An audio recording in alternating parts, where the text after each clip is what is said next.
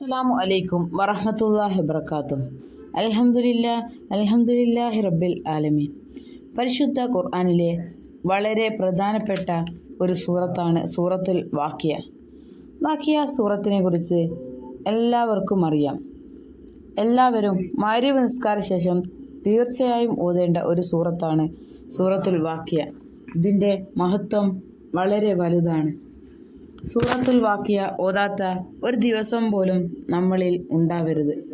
പരിശുദ്ധ ഖുർആനിലെ 56-ാമത്തെ സൂറത്താണ് സൂറത്തുൽ വാഖിയ. വാഖിയ എന്ന പേര് ഇതിലെ ആദ്യത്തെ ആയത്തിൽ നിന്ന് ഇതാ വഖഅത്തിൽ വാഖിയ എന്ന് തുടക്കമായത് കൊണ്ടാണ്. വാഖിയ എന്ന വാക്കിൻ്റെ അർത്ഥം സംഭവം എന്നാണ് മഹാന്മാരായ ആളുകൾ വിവക്ഷിക്കുന്നത്. അത് ഖിയാമത്ത് നാൾ, അന്ത്യനാൾ എന്നൊക്കെയാണ് ഉദ്ദേശിക്കുന്നതെന്ന് മഹാന്മാർ രേഖപ്പെടുത്തിയിട്ടുണ്ട്. നബി സല്ലല്ലാഹു അലൈഹി വസല്ലമ പറഞ്ഞു, രാത്രിയിൽ ദിവസവും വാഖിയ സൂറത്ത് പാരായണം ചെയ്യുന്നവന് ദാരിദ്ര്യം ഉണ്ടാവില്ല. അതുകൊണ്ട് തന്നെ വാഖിയ സൂറത്ത് നാം ദിവസവും ഓതണം.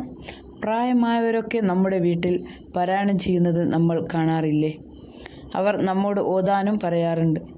ദാരിദ്ര്യം ഉണ്ടാവില്ല, പ്രയാസങ്ങൾ മാറും. നമ്മുടെ ജീവിതത്തിൽ തന്നെ ഒരുപാട് മാറ്റങ്ങളുണ്ടാവും. നമ്മുടെ ജോലിയിലൊക്കെ ബർക്കത്ത് ഉണ്ടാവും. ജോലിയില്ലാത്ത ഒരു അവസ്ഥ നമുക്ക് ഉണ്ടാവില്ല. ഇതൊക്കെ മനസ്സിലാക്കി നാം ദിവസവും ഓതുക. സൂറത്തുൽ വാഖിയക്ക് വേറെയും ഒരുപാട് പ്രത്യേകതകളുണ്ട്.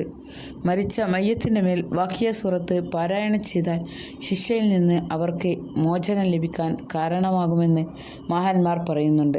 അതുപോലെ തന്നെ രോഗിയുടെ അടുക്കൽ വെച്ച് ഓതിയാൽ രോഗശമനത്തിന് കാരണമായി തീരും. ഇതുപോലെ മരണാസന്നമായവൻ്റെ അടുത്തു നിന്നും വാഖിയ സൂറത്ത് പാരായണം ചെയ്താൽ റൂഹ് പിടുത്തം അത് ലളിതമായ രൂപത്തിൽ ആയിത്തീരും.